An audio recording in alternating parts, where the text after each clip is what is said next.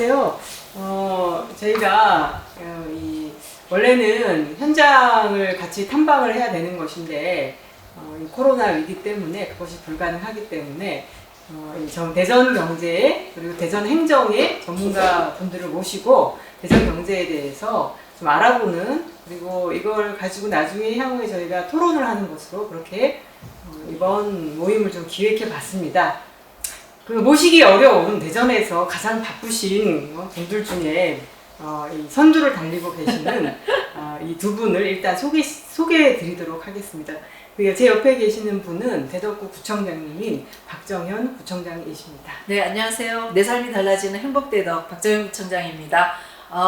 기류의 인문학? 네, 근데 지금 갇힌 인문학이 됐네요. 네, 어쨌든 예, 이렇게 영상으로 뵙게 돼서 반갑습니다. 네, 그리고 그 옆에 계시는 분은 대전 경제를 정말 잘하시고 연구를 많이 하고 계시는 대전세종연구원의 강영주 박사님이십니다. 네, 안녕하세요. 대전세종연구원의 강영주입니다. 반갑습니다. 좀 이따 이제 한 분이 저쪽에 이제 들어와서 이제 앉으실 것인데, 우성대 유태창 교수님이신데 이따 오시면 또 소개해 드리도록 하겠습니다. 오늘 좀 차가 많이 막혀서 3일 연휴여서 예, 그렇다고 합니다.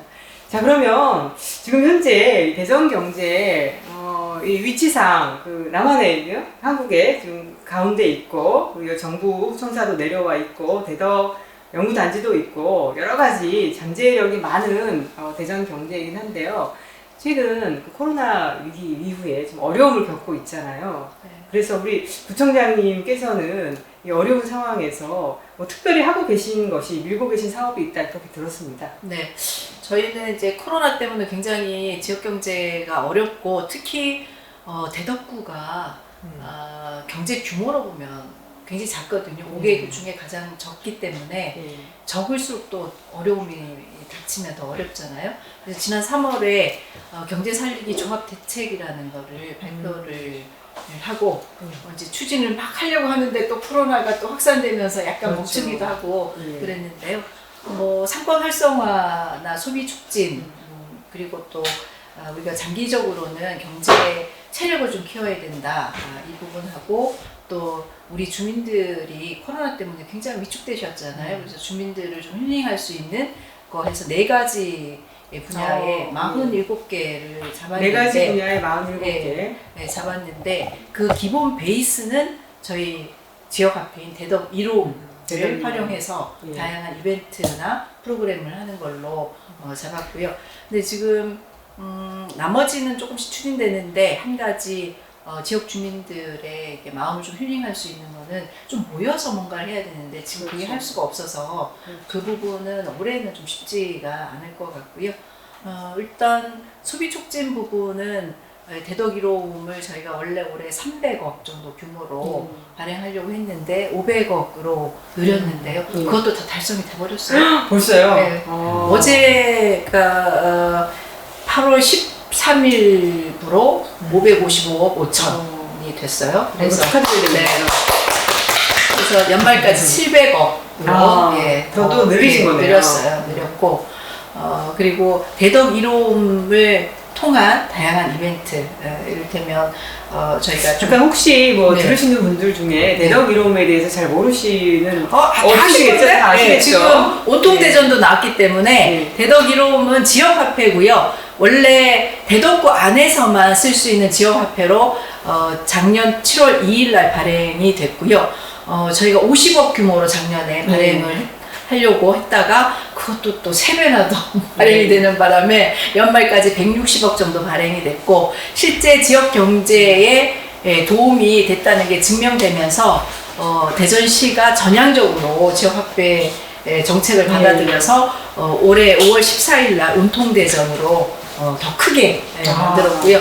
그래서 대전 전체는 온통대전이라는 지역화폐를 쓰고 대덕구의 지역화폐 이름은 대덕 이로움이 그냥 그대로 쓰여지고 있습니다. 네. 그렇게 이제 추진을 하고 있는데요. 저희가 보니까 상당한 효과가 있는 것 같아요. 일단 작년에 발행하면서 작년 6개월 동안 일단 효과성 분석을 교수님이 하셨잖아요. 예. 하셨는데, 예, 우리 유태상 교수님도 오셨으니까, 예, 그럼, 같이 그럼. 해주셨는데요. 실제로 대덕 이로움 때문에 매출 증가가 있었다는 상인들 한 34% 예, 전체 예. 설문 중에, 그리고 그분들이 그럼 얼마나 매출이 증가됐냐 했더니 하루에 72,000원 정도의 매출이 증가됐다고 했으니 상당히 매출이 증가된 거고요. 근데 그건 이제 우리 안의 평가잖아요. 최근에 7월에 대전시가 빅데이터 분석을 했어요. 예. 지난 6월에 이제 뭐 긴급 재난 지원금도 투여가 되고 했으니까 그 효과가 어떻게 되는지를 좀 보기 위해서 분석을 했는데, 작년 6월하고 올해 6월을 비교를 했는데 5개 구가 예. 다 매출이 하락을 사실 했어요. 아. 7%, 적게는 7%, 많게는 한 12% 정도 됐는데 유일하게 대덕구만 0.6% 매출 증가를 보였어요. 근데 그거는 저는 다른 해설을 할 수 없고, 작년 6월에는 대덕 이로움 발행하기 전이었고 지금은 대덕 이로움 발행을 하고 있기 때문에 대덕 이로움 효과라고 생각이 되고요. 그 대덕 이로움을 통해서 지역 경제 활성화를 지금 열심히 꾀하려고 노력하고 있습니다. 너무 길게 얘기하면 자랑이 될 것 같아서. 알겠습니다. 네. 그 경제가 어렵고 특히 소상공인들이 어려운 상황인데요. 아무래도 이 지역 화폐가 할인율도 있고 그렇죠. 네. 예. 그리고 지역 경제에 도움이 된다 이런 인식이 있다 보니까 지역민들이, 대전 시민들이 좀 많이 활용해줘서 특히 선도적인 이 움직임을 보였던 대덕구청이 좀 그 수혜를, 혜택을 좀 더 많이 누리고 있는 상황이 아닌가 그렇게 생각이 듭니다. 저희가 이제 이야기를 나누는 동안 우송대 유태창 교수님이 오셨습니다. 예, 괜찮습니다. 자, 박수. 진짜 너무 왔어요. 카메라까지 여기 있어서 알고 오신 분 아무도 없어요. 이렇게 왔으면 뭐 메이크업이라도 좀 하고 와야 되는데. 아니에요. 저희 중에 제일 피부가 좋으신 분 같아요. 그리고 마침 유태창 교수님께서 이 상권 전문가셔서 또 대전의 상권에 대해서 좀 말씀을 오시자마자지만 해주실 수 있을 것 같아요. 대전이 다른 도시에 비하면 좀 상권이 좀 약한 거죠? 어떤가요? 뭐 약하다, 강하다를 표현하기는 좀 어려울 것 같고요. 어떤 특징이 네. 가지고 있나요? 대전에 대한 상권은 다른 6대, 7대 광특별시하고 뭐 유사한 성격도 좀 있기도 하고요. 그렇지 않은 부분도 좀 있긴 한데, 일반적으로 제조업 베이스가 없다 보니까 돈을 벌 수 있는 형태가 그렇게 크지는 않는 것 같다라는 느낌이 들고요. 기본적으로 행정 업무들이 이전되고 또 이전됐던 그 공간들이 쇠퇴하는 속도라든지 이런 것들을 보게 되면은 여타의 그 광역도시보다도 빠른 것 같다라는 느낌도 들기도 합니다. 물론 그것도 수치적으로 이제 증명을 할 수 있고, 또 하나의 특징이라고 한다면은 이 수도권하고 거리가 교통이 워낙 좋다 보니까 50분 안에 들어갈 수 있다는 것 때문에 소비의 진척도, 소비의 척도 같은 것들이 대부분 수도권으로 쏠리는 현상들이 일어나고 있음에도 불구하고 요 충청권 내에 최근 들어 뭐 아울렛이라든지 대형 매장들이 입점이 하고 있는 상황이라서 앞으로는 더 큰 어려움이 좀 있지 않을까라는 생각도 조심스럽게 해보고 있습니다.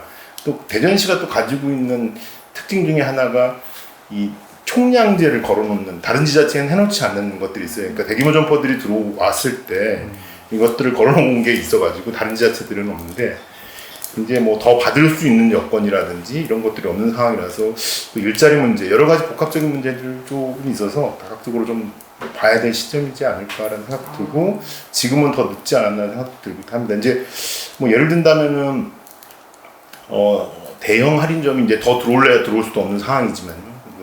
또 주변에서 들어오고 싶어도 못 들어오는 상황이고, 또 그걸 통해서 상생할 수 있는 기반도 충분히 만들어질 수 있는 여건이 될 수도 있을 가운데 그렇지 못한 경우도 있다 보니까 이제 한 30분 거리, 1시간 거리 내에서는 이제 이동 수단들이 더 좋은 여건을 가지고 있기 때문에 외곽으로 빠져나갈 수 있는 것들이 충분히 있지 않나 생각합니다. 근데 대전은 괜찮아요. 지금 역외 소비율이 좀 낮지 않나요? 그 소비율에 대한 부분 제가 정확하게 체크를 해보지는 못했는데, 네. 일단은 내 안에서 움직인다고 하더라도 네. 그 소비가 여기 안에서 녹여내지 못하고 외곽으로 나가는 상황이지 않습니까? 본사들이 여기 있는 게 아니기 때문에 네네. 그런 것들을 고려를 해봐야 된다고 한다면은 많지는 않다고 하더라도 이 안에서 녹여내려서 다시 순환할 수 있는 시스템은 그렇게 높지 그러니까 않다. 돈을 잡을 수 있는 시스템은 네. 좀 적다 이 네. 말씀이신 거죠? 향후에 대전 유통 아니면 상권 이런 것이 가지고 있는 지금 직면한 위기가 좀 있는 거죠. 서울하고 거리도 가깝고 주변에서 경쟁도 일어나고 하기 때문에 어떻게 잘 하는가 지금 이 상황에서 잘 풀리면 조금 더 살아날 수도 있고 저기 교수님 보시기에 그 대전 분들이 대전에서 이제 유통업에 종사하시는 분들이 조금 이런 거는 더 노력해야 되겠다 이런 것도 있으실 것 같아요. 저는 지원에 대한 부분에 있어서 한 15년 전, 20년 전부터 수혜자라고 할 수 있는 타겟이 정부의 타겟이 이 소상공인들만을 타겟으로 지원을 한 20년 이상을 해온 것 같거든요. 15년 이상을 15년에서 20년 정도 해왔는데 이제 그분들한테는 이제 어느 정도의 수혜를 입을 정도의 흡족하지는 않지만은 20년 이상을 수혜를 했다고 한다면 이제는 조금 타겟을 좀 바꿔볼 필요성이 있지 않나. 그게 이제 구청장님이 하시는 소비자적 측면에서의 대덕 카드, 그러니까 지역사랑 상품권, 지역 상품권으로 타겟을 돌려서 쓸 수 있는 방향으로 좀 개선할 수 있는 소비를 좀 촉진시키면서 그게 아마 좀 선제적으로 하시는 뭐 경기도 이재명 지사라든지 주요 몇 분들 하고 계신 뭐 인천 서구라든지 이런 정책적 방향의 트렌드를 좀 미리 하시는 게 좀 좋지 않을까라는 생각을 좀 가져보기도 하고요. 그 다음에는 저도 되게 조심스러운데 이게 소상공인들 분들은 옆에서 혼수들은 저 같은 사람들은 사실 되게 그냥 아무 생각 없이 아니면은 책에서 본 거 아니면 이론적인 얘기를 이렇게 얘기를 하다 보는데 그분들은 생계하고 직결되어 있는 부분들이잖아요.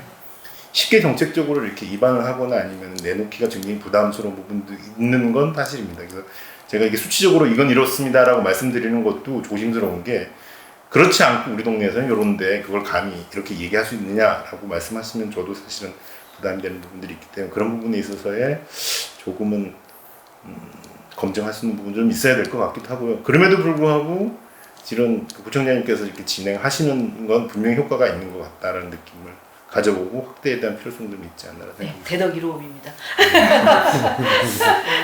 대전이 어쨌든 제조업 기반이 약하다 보니까 사실은 이 소상공인 부분, 또 상업, 상권 부분 이런 것들이 중요해서 향후에 좀 정책적으로도 잘 해야 된다 이런 생각들을 하고 계신 것 같아요. 그렇지만 또 제조업 부분이 약하긴 하지만 또 우리 이제 대전이 제조업이라던가 아니면 벤처 아니면 뭐 신산업 이런 것들이 또 영 없는 것도 아니고 최근에는 코로나 이후에 바이오 산업이라던가 이런 것들이 발전하고 있다라는 얘기를 전 들었는데요. 그래서 그 부분에 대해서 우리 강영주 박사님께서 좀 말씀을 좀 해주실 수 있을 것 같아요. 바이오 산업이 저희들이 이제 체감하기 시작한 거는 한 5년 전부터 벤처 투자 실적을 보면 IT를 넘어서기 시작하더라고요. 그리고 나서 지금 이제 5년 후 보니까 바이오 기업 중에 조 단위의 기술 협력 계약을 맺는 며칠 전에 테크노파크 기업 성과를 보다 보니까 그 정도의 기업이 제법 많이 나왔어요. 그래서 지금 이제 성장성을 보면 매우 급격하게 또 우리 지역하고 굉장히 잘 맞는 산업이거든요. 예를 들면 기술 혁신을 일으킬 때 과학이 주도하는 기술 혁신하고 그 다음에 기업이 그러니까 시장이 먼저 이렇게 동인을 발휘하는 기술 혁신이 있고 두 개가 거의 이렇게 맞물려서 가는 기술 혁신이 있는데 바이오 같은 경우는 그냥 과학 기술로 혁신을 이루어 놓은 게 바로 제품이 되는 뭉치기만 하면 약이 되는 거니까요. 이런 산업이기 때문에 우리 지역하고 너무나 딱 맞는 산업인 거죠. 그 전에 이제 혁신을 주도했던 것들이 IT 법을 들어오면서 IT 붐이 들어오면서 IT가 주도를 했다 하면 어느 순간에 바이오가 이렇게 치고 나와서 지금은 특히 이번에 과학벨트에 둥국지구를 조성하게 하면서 한 60만 평도 됐습니까? 여기에 그 바이오 기업들이 처음에 둥국지구 당초 조성할 때는 기업들이 이렇게 많이 집적을 할 거라고 아무도 예상을 안 했습니다. 제가 그 과학벨트의 기업 입주 수요 조사를 했는데 거의 수요가 나오질 않아서 과기부하고 제가 이걸 어떻게 이 문제를 해결할 것인가 굉장히 고민을 했는데 실제 뚜껑을 열고 모집을 해보니까 6대1 정도 경쟁률이 순식간에 나왔어요. 저희 특히, 연축에 땅이 있는데 신대동에 땅이 있는데 나중에 고민하고 있습니다. 네. 그래서 보니까 바이오 기업이 저희가 처음에는 지금 가속기가 이제 완공이 되게 되면 라인 중에 7번 라인이 바이오 생명 의료 쪽 라인이거든요. 그래서 이거하고 연계해서 어떤 거점을 만들어야 되겠다 이렇게 생각을 하고 있어서 이제 여러 가지 기획들을 했는데 그 기획이 실현되기도 전에 기업들이 먼저 모인 상황이 된 거예요. 그래서 바이오 클러스터가 이미 형성이 되고 그 협의회라고 하는 게 굉장히 중개 기능을 잘하고 있고 그 수요를 표현해주는 역할을 굉장히 잘하고 있어요. 그래서 바이오 산업이 지금 클러스터로 형성돼서 성장하는 초기에 이미 들어갔다 이렇게 보고 있고요. 이제 그러다 보니까 바이오 쪽은 그렇게 됐는데 IT 쪽은 오히려 수도권 규제 완화에 가장 큰 영향을 받은 게 IT 쪽이거든요. 판교밸리주, 성엣지, 그 다음에 여러 가지 규제를 그 전에는 뭐 법을 바꿔서 규제를 완화했는데 이거는 시행령 단위에서 아무도 모르는 사이에 규제가 완화돼 버렸거든요. 그러면서 전부 수도권으로 몰려갔지 않습니까? 지역에 있는 IT 쪽의 큰 기업들이 지역에서 남아있을 유인이 하나도 없어요. 전부 수도권으로 가죠. 그러다 보니까 지역에 거의 괴멸 상태 가면서 우리도 생태계가 이 IT 생태계가 큰 기업 하나가 큰 사업을 물어오면 그 밑에 있는 기업들이 여러 개가 백업을 하면서 같이 사는 생태계인데 이 큰 기업들이 쭉 빠져나가니까 거의 생태계가 붕괴 상태죠. 그래서 이거를 어떻게 해결을 해야 되나 이제 그거에 대해서 저희도 굉장히 고민을 하고 있고 그것을 지금 원도심이라든지 다른 지금 바이오 쪽에는 규제 프리 존이 이미 우리 지역에 이제 형성이 됐고 탄력을 받고 있습니다만 IT 쪽에도 규제 완화 존을 하나 더 해야 되지 않나 이런 생각도 좀 하고 있고요. 그래서 전파 규제라든지 개인정보 보호 규제라든지 그 다음에 이 위치 기반 정보 같은 경우도 지금 예를 들어서 드론이라든지 로봇 같은 게 움직이려면 4차 산업혁명 시대에 지금 평면 위치 기반 정보가 지금 안 되거든요. 2층, 3층으로 배달을 해야 되잖아요. 그러면 이런 규제가 지금 사실은 그 국정원법에 걸려 있어요. 이런 것들. 그래서 특구를 만들어서 그 지역 내에서라도 빨리 테스트 배드를 해봐야지 되겠다. 그래야지 결국은 로봇 산업이나 드론 산업이 살기 위해서는 굉장히 중요한 문제거든요. 그래서 그런 것들을 저희들이 IT 쪽에 특구를 하나 규제 완화를 넣은 거를 좀 생각해 보려고 이렇게 생각하고 있습니다. 그래서 큰 축으로 신성장 산업으로는 바이오하고 IT 쪽으로 이렇게 생각하고 있고요. 그 다음에 나머지 뭐 국방산업은 IT 쪽에 국방산업 이렇게 연결되고 다른 소재 산업도 저희들은 생명, 금속 이렇게 또 연결되니까 거의 그 줄기를 따라서 이렇게 연결된다고 보고 있습니다. 강영재 박사님 말씀 참 재밌네요. 네. 그렇죠. 아마 들으시는 분들도 오늘 아주 재밌는 얘기들을 많이 들으시는 것 같아요. 강영재 박사님 그 대전해적연구원에 계신 지 꽤 오래되셨죠? 10년 조금 넘었습니다. 그 사이에 대전 산업이 좀 많이 바뀌었다라고 볼 수 있나요? 많이 바뀌었죠. 네, 많이 바뀌었습니다. 예전에 특히 이제 오늘 제가 산업연구원에서 이제 연구 보고서를 같이 이제 검토하다 온 것이 산업구조 고도화라고 하는 건데요. 산업구조가 고도화된다를 뭘로 보냐면, 그래서 산업구조니까 각 산업이 뭐가 얼만큼을 구성하고 있느냐잖아요. 그걸 표준 편차를 구해서 그게 크게 나왔으면 구조가 많이 변한 거죠. 근데 고도화됐다고 하는 거는 그렇게 변해서 부가가치가 많이 올라갔으면 고도화된 거죠. 구조가 변하면서 고도화됐으니까. 부가가치 올라가면 아마 제가 정확하게는 모르지만 요거 단순한 계산인데 요걸 가지고 우리 지역에서 전국 계산을 해보면 아마 우리 지역이 가장 크게 변하지 않았을까. 좋은 방향으로. 예. 네.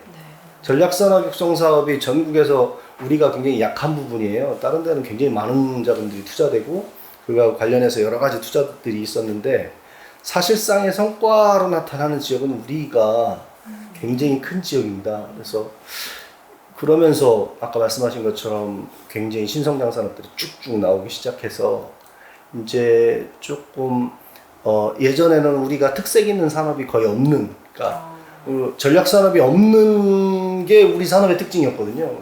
거의 고만고만한 산업들이 이렇게 있는, 혁신 역량 굉장히 높지만 산업이 이렇게 거의 평등하게 있는 구조였는데 이번에는 좀 불균형 성장, 좀 큰 산업 하나가 쭉 나와서 그게 다른 산업의 성장을 쭉 이끌어가는 그런 구조가 나오지 않을까 싶습니다.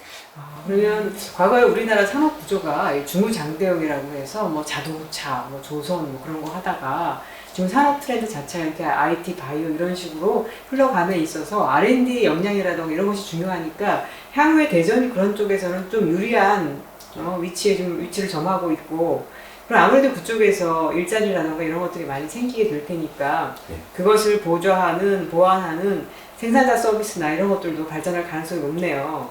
굉장히 높고요. 지금 의외로 우리가 주목을 못하고 있는 게 국제과학 비즈니스 벨트하고 가속기인데, 사실은 이 국제과학 비즈니스 벨트라고 하는 것이 거의 출연연 전체를 맞먹는 규모로 조성이 되는 거잖아요.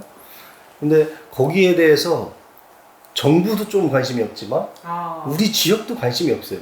근데 저희가 봤을 때는 40년 전에 특구 조성할 때가 1단계라고 하면 저희는 국제과학 비즈니스 벨트가 이제 2단계라고 보거든요. 왜 그러냐면 특구가 지금까지 팔로우형 그 혁신이었다고 하면, 예를 들어서 외국에서 전부 다 생산되는 것들을 우리가 국산화하고 흉내를 내고 세계에서 경쟁력을 갖추고 이런 것들을 해왔지 않습니까? 근데 지금 현재 대학보다도 조금 경쟁력이 떨어지는 게 이제 출연연이 됐잖아요. 그 부분을 극복하려면 대학보다 훨씬 더 획기적인 연구, 대학에서는 그 장비가 없어서 못하거나 자금이 부족해서 못하거나 아니면 지속적인 연구 인력이 밑받침돼서 못하는 연구들을 하는 조직으로 만든 게 IBS고 국제과학 비즈니스 벨트란 말이죠. 그러면 지금까지 해오던 혁신하고 다른 세계를 이제 리드를 해야 되는데 몇 가지 벌써 리드하는 게 나오지 않습니까? 그 이후를 리드할 게 나오려면 제가 보기에는 가속기에서 나와야 된다고 보고 국제과학 비즈니스 벨트에 기초과학 연구에서 나와야 된다고 보거든요. 그래서 국가의 경쟁력, 우리 지역의 경쟁력이 이제 여기서 나올 텐데 너무 관심이 지금 막 이렇게 떨어져 있어서 이걸 어떻게 우리 지역하고 연계시킬까 하는 노력들이 좀 없는 거, 이런 게 좀 아쉽다. 그래서 이제 국제과학 비즈니스 벨트 이 사업이 국가적으로도 중요한 문제인데, 어차피 국가적으로 중요한 일이 진행이 되면서 이게 지역에 뭔가 이렇게 긍정적인 효과를 야기하면 좋을 텐데, 그러려면 지역이 좀 더 관심을 많이 가져야 한다. 그런데 생각보다 사람들이 관심이 없다, 이런 지적을, 중요한 지적을 해주신 것 같아요. 시간이 많이 지났지만 조금 한 가지씩만 더 여쭙고 이제 마무리를 지면 될 것 같은데, 이제 코로나 시대잖아요. 네. 근데 이제 제가 생각해봤을 때 이게 코로나라고 하는 게 지금 가장 이 시기에 지금 위축되고 있는 게 사실 도소매, 음식 숙박 이런 거거든요. 그래서 이 코로나 시대에, 근데 그러니까 말씀하셨던 것처럼 대전 경제가 소상공인 부분이 커요 또. 그리고 하나는 이제 새롭게 IT, 바이오 이런 부분이어서 사실은 두 개의 양측면이 다 고루 발전해야 되는 것인데, 말씀을 들어보면 강용수 박사님 말씀에 따르면 IT, 바이오는 그래도 지금 좀 뭔가 잘 갖춰지는 것 같다. 근데 이 소상공인, 상권 이런 부분은 사실 지금 위기에 처한 그런 상태잖아요. 이 비대면 이 시기에 어떤, 하나는 이제 대덕이로움 같이 소비를 활성화시키는 것도 있겠고, 아니면 조금 더 뭐가 있을까요? 플랫폼 이런 것이 있을까요? 저희가 이제 대덕이로움 지금 이제 버전업 이제 1년 했으니까, 그리고 이제 대전시에서 온통대전도 나왔기 때문에 버전업을 어떻게 할 것인지를 지금 고민을 하고 있는데요. 그 중에 가장 큰 고민이 우리가 갖고 있는 플랫폼을 활용해서 이제 상인들과 소비자 연결, 그리고 그 안에서 실제 지역화폐라는 게 단순히 할인율을 적용해서 소비를 촉진시키는 거는 단기 성과인 거고, 지역 공동체의 여러 가지 문제들을 지역화폐를 통해서 풀어내는 게 가장 핵심이지 않습니까? 그래서 그걸 어떻게 할 것인지를 지금 고민을 하고 있고, 그러면서 우리 유 교수님께서 대덕구 상권이 가장 취약하다고 지난번에 말씀도 해주셨고, 그래서 지역 상권을 좀 모니터링하고, 그리고 새로운 상권을 좀 유도할 수 있는 그런 방안들을 지금 하려고 하고요. 마지막 한 가지만 말씀드리고 싶은 거는, 코로나는 어쨌든 백신이 나오긴 나올 거예요. 백신이 나오면 해결이 일정 부분 되는데, 지금 코로나와 같이 온 기후위기는 백신이라는 게 지금 없는 거잖아요. 그렇죠. 결국 우리의 행동을 전환하지 않으면 안 되고, 다행히 K방역을 잘해서 이번에 OECD의 경제 리포트를 보니까 우리나라만 마이너스긴 하지만 그래도 성장률이 마이너스에서 조금 더 예, 상향 조정이 됐더라고요. 그거는 그 방역을 잘했던 우리의 성과인 것 같은데, 그러면 그걸로 머물 게 아니고 더 다른 성장 동력을 가져가야 되는데, 그래서 지금 정부가 하고 있는 한국판 뉴딜이라는 게 새로운 성장 동력을 만드는 거고, 아까 강 교수님 말씀하신 그런 내용이 이제 그 디지털 뉴딜에 포함이 상당 부분 되어 있는 거고, 저는 좀 관심을 갖고 있는 게 그린 뉴딜이거든요. 그래서 예, 기후 위기를 극복하면서 지역의 새로운 일자리도 만들고 지금 사회적인 불평등 문제도 해결해 가는 방향으로 가자는 게 그린 뉴딜이고, 그거는 어찌 보면 우리 지역에 있는 자영업이나 소상공인들을 새로운 종목으로 이렇게 좀 전환시키면서 일자리도 만들어내는 그런 전환기적인 부분에서 굉장히 중요한 대안으로 떠오를 수 있을 것 같아서 그 부분을 좀 대덕구는 열심히 챙겨서 하려고 그렇고요. 9월 달에 대덕구형 그린 뉴딜 정책 발표회도 좀 준비를 하고 있습니다. 그래서 기후위기도 대응하고 또 지역 상권도 살릴 수 있는 그린 뉴딜을 어떻게 할 것인지 함께 고민하시면 좋겠습니다. 예. 우리 윤태창 교수님 뭐 추가적으로 저는 금방 박사님 말씀하신 것처럼 그 IT 기술이 어느 정도 수준이 받쳐졌다라는 게 증명된 게 코로나가 아닌가라는 생각이 들거든요. 이 증명이 이 소상공인들이 어느 정도 그러니까 무너지지 않고 받쳐줬던 게 비대면이 어느 정도 되어서 이게 확산되는 걸 멈춰줬다. 그러니까 선진국 같은 경우 이런 부분들이 뭐 잘 갖춰지지 못한 상황이다 보니까 전염병도 확산도 빠르고 또 그런 곳으로 피해가 많이 입어지고 또 경제적 파급도 컸던 게 증명됐던 거, 반대로 우리는 그렇지 않았다라는 게 이 IT 문화가 확실하게 잘 갖춰져 있다는 걸 증명했기 때문에 이 비대면도 지금부터 한 단계 버전업을 할 수 있는 기회가 되지 않을까라는 생각도 든과 동시에 상권도 조금은 좀 한 단계 나아가려고 한다면 그 플랫폼도 기본적으로는 갖춰져야 될 부분이겠지만은 그 플랫폼을 사용하시는 분들, 우리는 소비자들은 다 어느 정도 이제는 활용할 수 있는데 판매하시는 분들이 이 대면을 하고자 하는 이 속도, 그러니까 IT를 뭐랄까 이용하는 사람들이 아직까지는 그 위치까지는 오지 못한 부분들이 있기 때문에 그런 부분의 교육이라든지 그런 부분의 습득 이런 것들을 할 수 있는 여건들이 조금 더 투자가 되어진다라고 한다면은 지금보다 조금 더 낮은 상황이 좀 되지 않을까 생각합니다. 정부에서 지금 디지털 교육이나 이런 것들을 굉장히 적극적으로 지금 추진하려고 하고 있죠. 소비자뿐만 아니라 이제 판매하시는, 종사하시는, 도소매업에 종사하시는 분들도 더 좀 교육이 필요하다 그런 말씀이신 것 같아요. 지금 유통업을 종사하시는 분들은 1년에 230시간 정도의 교육을 받습니다. 이게 서비스 시간이든지 아니면 다른 교육 시간이든지. 근데 우리 일반 교육하시는 분들은 1년에 2시간 정도가 되거든요.